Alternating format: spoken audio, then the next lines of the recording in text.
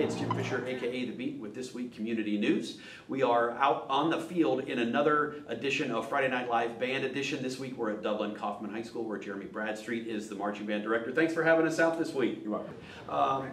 Tell us a little bit about this year's group. Each year sort of has a unique personality, maybe. Tell us a little bit about some of the things that you're seeing with the kids this year. Well, this year, like every year, we start up in May with our freshmen. And they're actually, at that time, they're 8th graders. Wow, yeah. And we put them through just 5 real basic times. And that's when we get to feel a little bit about what our 8th grade contribution, of course, our freshman contribution is going to be. And then we had some camps in June and July. And by the time we got to July, we started to see something out of this group. There was really something special. And that we saw a high end of participation, but at the same time, a high level of work ethic. You can't do anything with high school students unless you want them to do.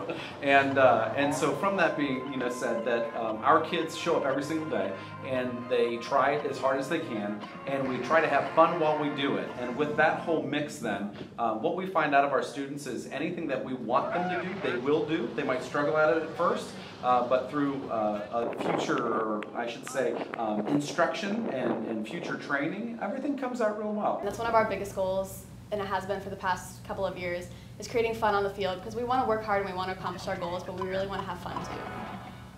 And I think what's really important for us is to stay motivated throughout the season for everyone to reach our goals for this year.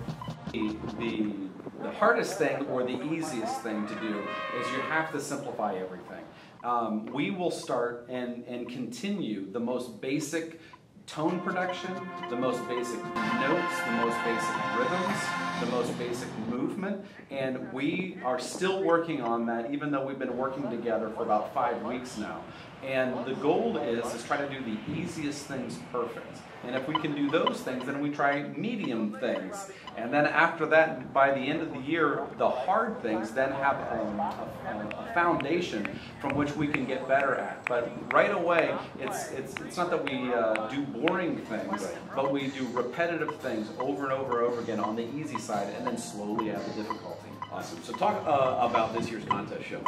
This year's contest show, it's called the Gearbox. And our Gearbox is a 10-foot by 10-foot cube that's going to be out on the field. At the very beginning of the show, you're not going to know really what it is. And it's going to be the center for some props and visuals.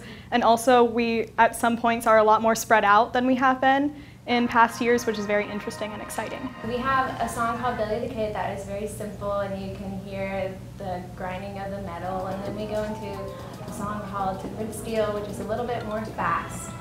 So we're putting the gears together, and then we go back to Billy the Kid, and then we blow it up and start it all over again to bring us to our last song, which is Mozart's Requiem.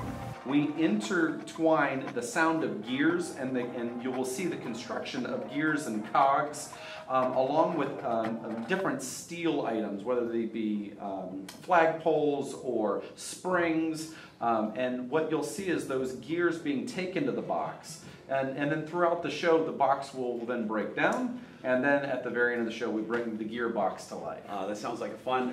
Talk about the concept. Where did it come from?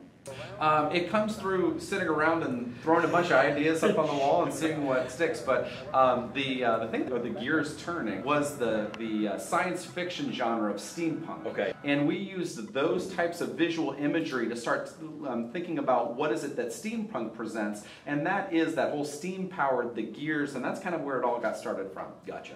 Talk about the different performances that you'll have, different contests and organizations that you'll participate in contests. Our contest schedule starts up here in mid-September. We're going over to Hilliard-Bradley to do an OMEA competition.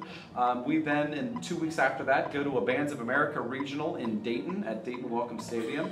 And then throughout the rest of the year, we have our own Dublin Marching Band Showcase. And then we have our state finals. And then on November 12th, we're going to Lucas Oil Stadium, where the Indianapolis Colts play, and we'll have our end-of-the-year performance, hoping that then we get to play one more time at semifinals at the Bands of America Grand National Finals. This should be a really exciting experience for the kids. Our first responsibility is to be there for our football team. If you ever come to one of our football games, you can see that we're enjoying ourselves.